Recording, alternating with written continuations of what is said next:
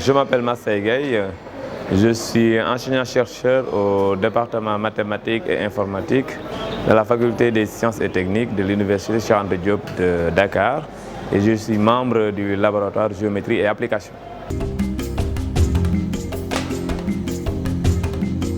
Je suis ici dans le cadre de la biennale organisée par le projet Anlaga dont je fais partie.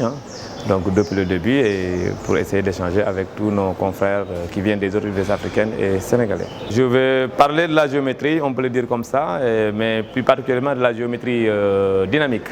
Et donc je vais essayer de compter quelque chose. Je trouve que l'organisation de la biennale elle est super parce que ça fédère beaucoup de thèmes mathématiques qui vont partir de l'analyse des EDP, des probabilités jusqu'à la géométrie. Et ça, c'est côté mathématique. Et de l'autre côté aussi, ça permet de se retrouver avec beaucoup de partenaires africains qui viennent des autres universités africaines aussi et des universités sénégalaises également. Et que du point de vue logistique, je trouve que l'organisation est super bien réussie.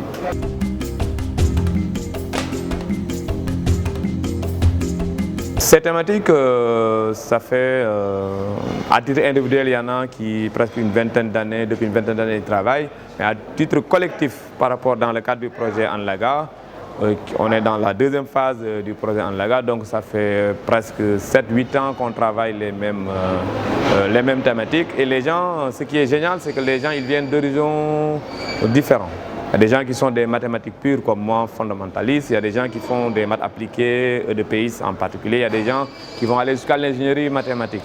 Et donc, on est guidé par le souci de dire tout simplement, de répondre aux mêmes questions qu'on se pose nous tous, à savoir comment apporter notre contribution de façon scientifique sur les problèmes socio-économiques qui nous régissent ici en Afrique pour pouvoir booster le développement. Et chacun vient avec ses idées et comme j'ai l'habitude de le dire, c'est une chaîne et n'importe quel maillon de la chaîne, elle est importante et à la fois, on ne peut pas les dissocier.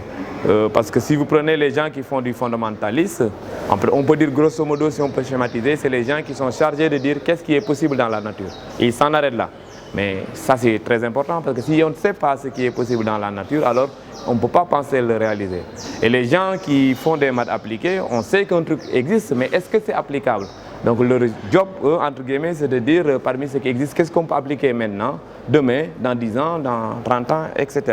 Une fois que les gens font ce travail-là, alors les gens qui font l'ingénierie mathématique disent ce qui est applicable, qu'est-ce qu'on peut réellement construire pour que le citoyen lambda qui ne connaît pas qu'est-ce qu'une équation mathématique puisse utiliser ces nouvelles technologies ou bien ces progrès scientifiques pour améliorer son confort de vie, etc.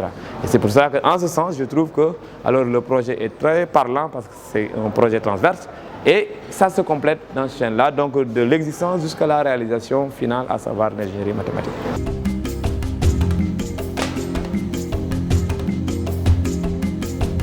Je suis géomètre, mais en géométrie, il y a plusieurs domaines. Donc, je peux dire je suis particulièrement intéressé par ce qu'on appelle la géométrie dynamique.